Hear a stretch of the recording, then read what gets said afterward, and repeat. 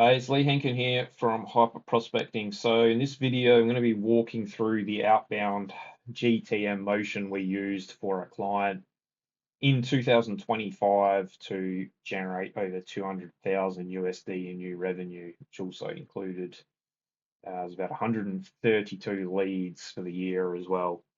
Before I go into kind of the nuts and bolts of this motion, just to show you this is legit. So this is the client's HubSpot. I'm not going to go and open up all these deals or anything, but you can see there's an absolute shitload of deals here, 100 per page, and there's 2 pages. So yeah, like I said, it's about 132 deals. You can see the revenue here so far. Some of them don't have revenue listed, so it's actually more than 200,000. Like it's probably, I don't know, closer to 220 to 250 range. Since there's a few here without revenue listed. But yeah, so you can see Sony Music, 166,000, obviously a massive one. There's a couple others here that are huge as well, like 11,000. A lot of them smaller too.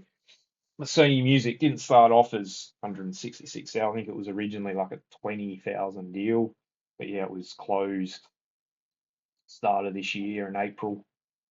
And yeah, basically they just kept coming back for more. So the deals grown exponentially.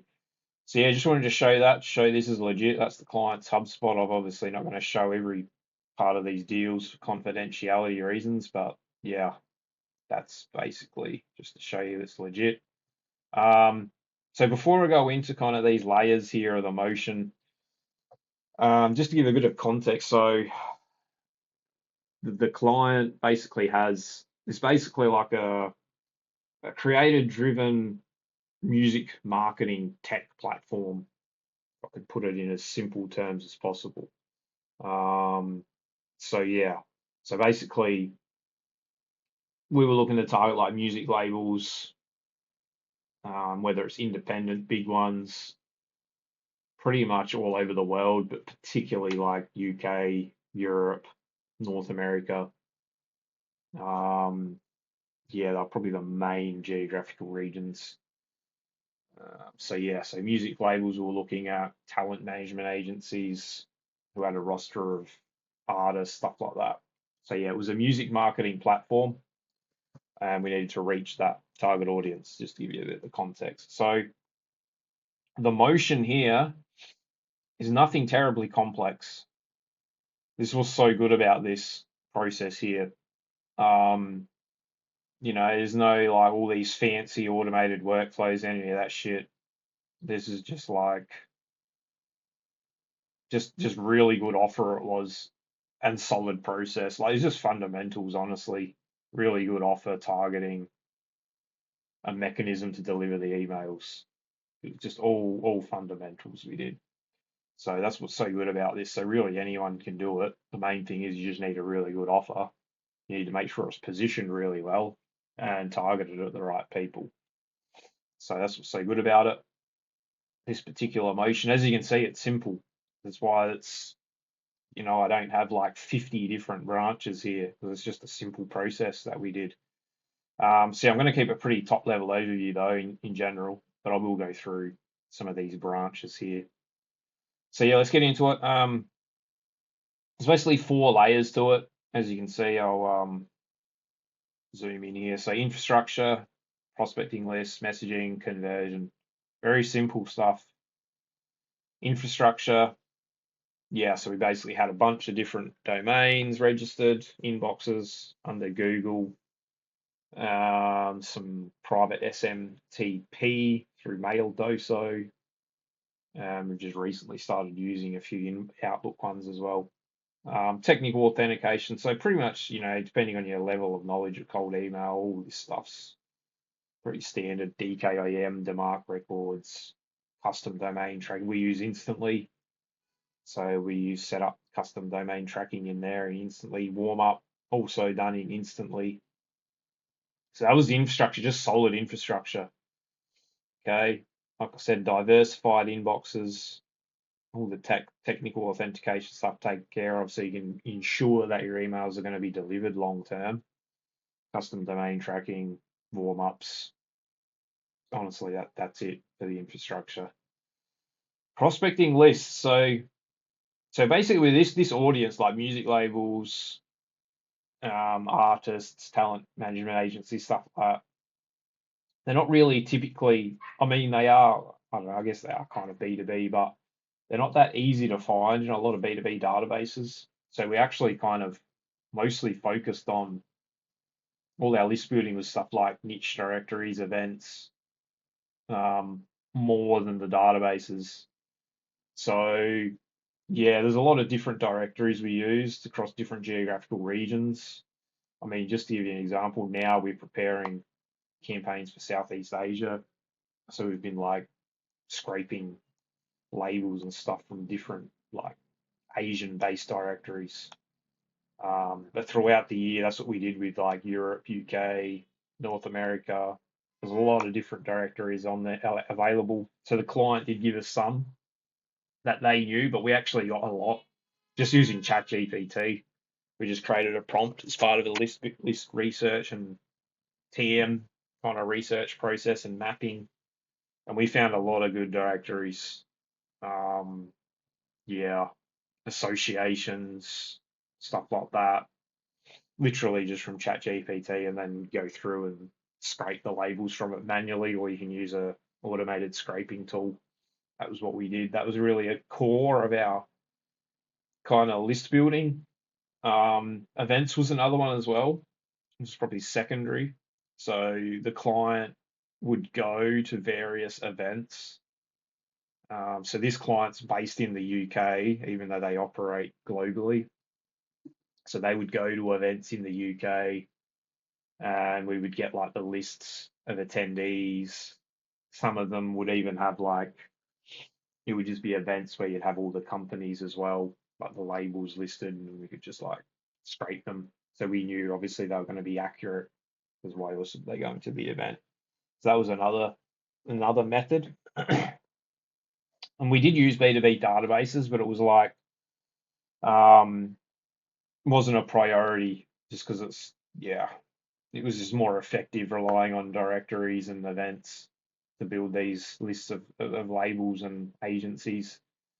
But yeah, Apollo was really the main one we used though when we did use databases.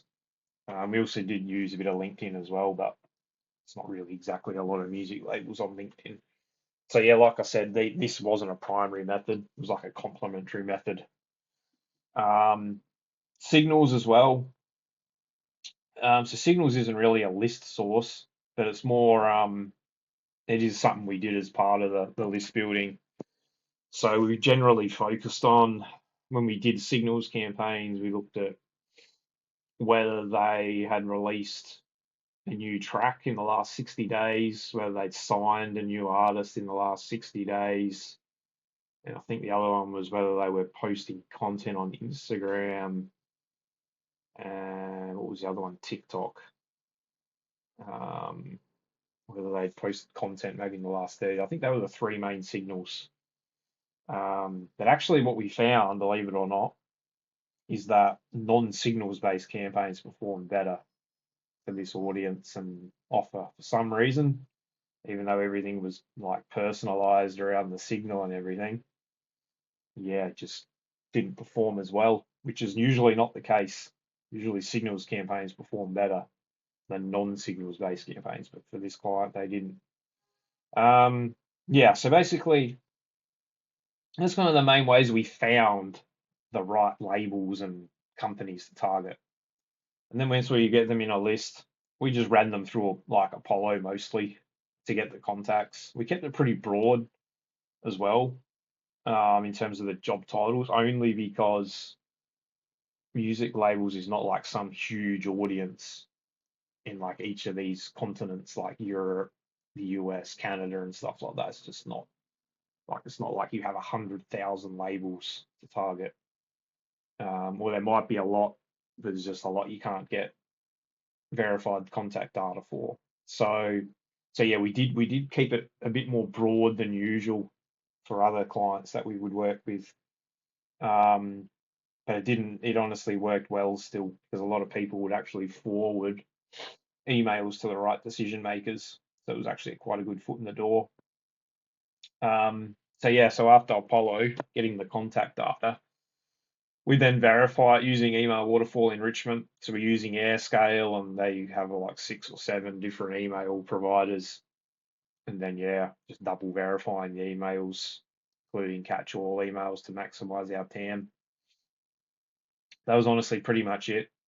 And that was just a process we ran really throughout the whole year in terms of like topping up lists and stuff that we built, new events when they came out. Yeah, just really always replenishing those lists and topping them up. That was really it. So we built up quite a solid database over the course of 2025. In terms of the messaging, again, this was just nothing complex at all. It was literally just like very offer driven around a specific problem that we knew labels have in terms of being able to get traction across like TikTok and Instagram. So it was very effective. Usually it was just like 2 or 3 step sequences. Most of the time we were just using a 2-step sequence, sometimes 3 though. And we just like use the same frameworks really. It was just very straightforward stuff. Just reaching out, pretty much telling them about their offer. If they got a specific problem, and then basically encourage them to get a demo booked with us. That was literally it. And then over the quarter, basically every quarter, we would go through and we would analyze and assess the messaging, see which got the best response rates, make some iterations and stuff like that. Basically, you know, kill the losers, the poor performers, and keep the winners, essentially. But yeah, it was really, messaging was very straightforward, very simple sequences, and just very pain driven, offer driven messaging that worked really well. And like I said, it was about 132 leads we had for the year. And obviously, as you've already seen, we got Sony Music on board. So yeah, nothing, it was really nothing complicated, which really just, shows it just comes down to honestly a really well optimized offer and targeting. Um, Conversion as well, pretty straightforward. So we would forward leads to the client, and one of their account managers would take care of all the follow-ups, including you say the initial responses, then the follow-ups. So they'd follow up like 2, 3 times. And then basically everything was just geared around getting a demo booked. So it was just like 15-minute demos where they'd run through the platform on a call. So they're basically the client or the account manager on the demo would just run through how the platform works, all the different creators they got that they would customize, target based on the genre of the artist or the track they wanted to generate exposure for and stuff like that. So yeah, this was pretty straightforward too. It was honestly just replying quickly to initial interested responses, follow-ups, get a demo booked. After the demo's booked, get them signed up to the platform, start running campaigns. It was literally it. So yeah, that's pretty much it. That motion, as you can see, is nothing complicated. It's like some of these motions you see, they're like 50 different branches, like 12 layers with like 50 different branches under them all in total. This was just incredibly simple, very, very simple. So, and it worked really well. So yeah, basically this is what we'll be continuing with the same client in 2026. Pretty much the only difference is some new messaging and offers we're testing for Q1 and some new geographical regions. Otherwise, this motion will be the same, and I anticipate the results will be comparable, if not better. So that's pretty much it. Like I said, simple. It's just fundamentals based. If you want kind of more one-on-one help with something like this, getting an outbound motion like this set up, for your offer, for your business, yeah, feel free to book a discovery call. We'll have a quick chat, see if there's a good fit, and if there is, we'll go from there and give you some of the options in terms of building out a motion like this for your team, whether that's something you run internally as kind of consulting based support, or a fully done for you managed service where we just do everything. So yeah, that's it. Like I said, book a call if you want to find out more about getting more help with this. Otherwise, thanks for watching and see you next time.